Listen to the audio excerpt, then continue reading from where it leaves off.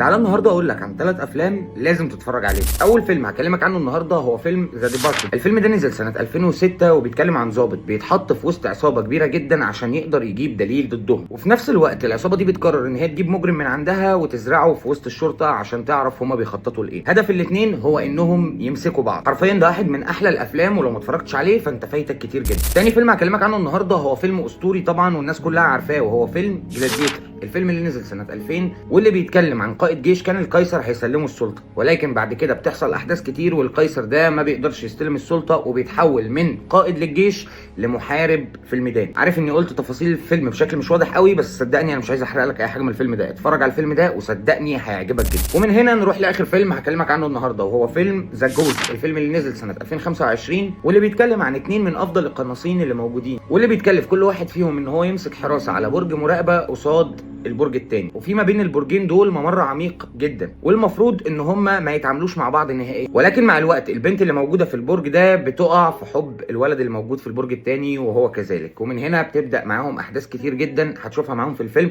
ده واحد من احلى الافلام اللي نزلت فعلا في 2025، فلو ما اتفرجتش عليه اتفرج عليه ومش هتندم. وبكده ابقى انا قلت لك على الافلام بتاعت النهارده. ما تنساش لو الحلقه عجبتك لايك شير سبسكرايب، ابعت الفيديو ده لاصحابك عشان لو هم كمان ما شافوش الافلام دي. سيب لي رايك تحت في الكومنتات، ولو بتحب الحلقات الطويله وفلوجات للسينما هتلاقيني سايب لك لينك اليوتيوب في البايو. تابعني هناك عشان بننزل حلقات مختلفه خالص عن اللي بتنزل هنا. اشوفك الحلقه اللي جايه. سلام.